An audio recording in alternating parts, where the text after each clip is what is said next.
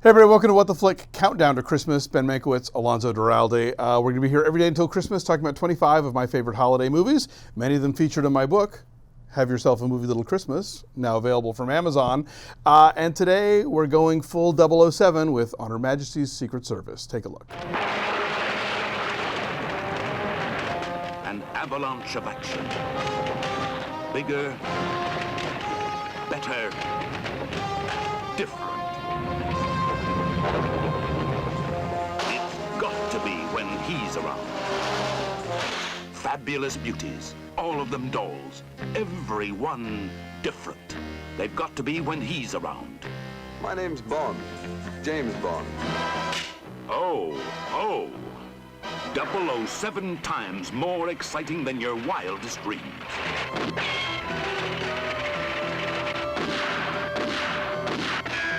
So yeah, this is a Christmas movie. It's a Bond Christmas. It's a Bond Christmas movie. Look, they open presents. Yes, and there's this is where the song "Do You Know How Christmas Trees Are Made" comes from. Right. Which I just saw an old. They just put out a DVD of Carol Burnett's Lost Christmas episodes, and she and Vicki Lawrence sing it with this like boys choir. At one point, Telly Savalas, as Blofeld says, in a few short hours, the United Nations will receive my Yuletide greetings. There are presents and they're deadly. Yeah, that's right. So this is sort of the kind of infamous in Bond lore. It's the one movie to feature George Lazenby, who filled in for Sean Connery once while Connery bailed and before he came back for Diamonds Are Forever. And it's gotten kind of a bad rap over the years, but lately I think it's been more embraced. Steven Soderbergh did a whole video essay. I think it's great. I think it's one of the best Bond movies. I fucking love this movie. It is. Diana Rigg, unquestionably the greatest Bond girl. She's a person. She's a fully rounded character. Indeed, and she's capable and she's competent and it's also Diana Rigg. And it's Diana Rigg, which helps certainly. And she's the one who gets Bond to the altar, although sadly it does not last very long. But yeah, so this time out, Bond is obsessed with tracking down Blofeld, even though MI6 does not want him to, and he threatens to quit at one point. They want to make a deal with Blofeld in order to get something else. I can't remember what. Right. And so, so of course the resignation scene allows him to clean out his desk, so we get the sort of hints of earlier 007 adventures, complete with like their little musical tag, just to remind us it's the same guy. Well, same guy. Also in the titles, that was an issue because this is now the idea that that Tom Hiddleston or Idris Elba might come in and replace Daniel Craig and then be a new Bond. We acknowledge that it's the same, we're used to it now. Same character, but this was in 1969. This was a significant moment, and it was unclear whether audiences would understand that this was a different actor playing the same guy, and therefore inheriting that character's history. Sure. So in the titles, you see Snippets Dr. No, you see Goldfinger, you see Thunderball, you see other Bond girls suggesting, no, this is still James Bond. And then there's the great moment right at the beginning of the movie, the great line, which is controversial, this line, to Bond fans. He saves Diana Rigg from, we'll spoil this, you've probably seen it. Diana Rigg's trying to commit suicide, and he tries Tracy. Right, Tracy. She's the Countess. She's trying to kill herself, and he saves her from walking into the ocean, and then thinks he's going to have a tryst, and she runs off, and he's got her slipper in his hand. And as she runs off, he says, "This never happened to the other fellow," which is, I guess, Prince Charming reference if you want to make it work in the story. Sure, But it's obviously the meta wink to the audience. Connery always got the girl. Right. And what I think that Lazenby kind of brings to this movie is stuff that Connery wouldn't necessarily. I don't think he would have done it at all. Like he gets into Blofeld's amazing fortress on Piz Gloria by pretending to be this sort of fey, bookish genealogy expert, because Blofeld is trying to prove that he's actually the Count de Blofeld. He's wearing some flowery. Yeah, but ruffly stuff and the kilt and the whole 9 yards. And I'm thinking Connery would never unbutch it enough to play this, to go undercover like this, The mystique of Connery is that he's the best Bond, and he's arguably was. Sure, certainly, no question. I would probably put him there, although I in some ways I like so many of them. But they all have a take, I think. Yes, but Connery was brutal. Yeah. He was awful to women. Yeah, no, he's a sadist. Right, and Lazenby is not in this. Although oddly, in reality.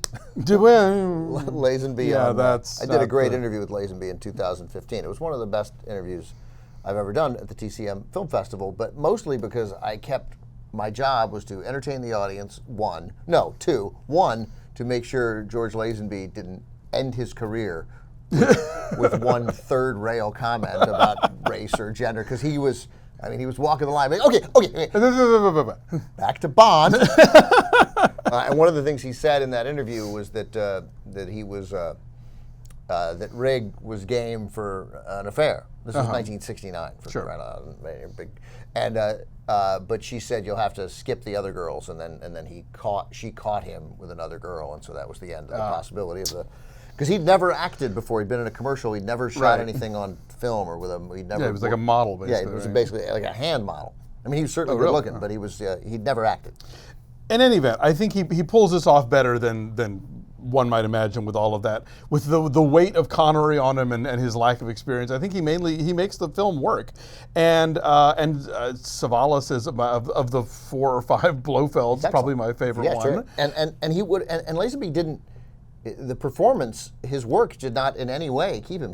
They were ready to sign a 7-year contract with him. Right. He'd have done 4 or 5 Bonds, no question. It's just that Connery decided to come back. No. Oh, not that. Lazenby said no. He was new to this, and he had incredibly bad advice and acted boorishly. But the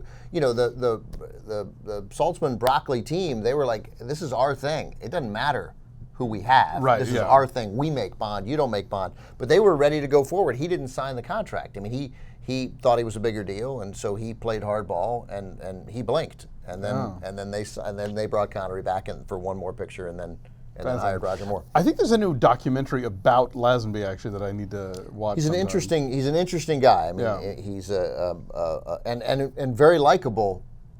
Personally, but I mean, of course, as we're living in these times that we're in now, we recognize that that's true of many people. Exactly, but then you dig a little and but nonetheless, on Her Majesty's Secret Service, I think it's extraordinary. Is this the first of the ski chases? We think it's one of the best. It's great. I don't know if it was the first, but it might have been. It was certainly. And the serious Bond fans in many ways. There's the ski chase, which is great. There's a bobsled chase, which is pretty good. The car chase with Rigg driving into a demolition derby, yes, like a car chase that winds into a demolition derby.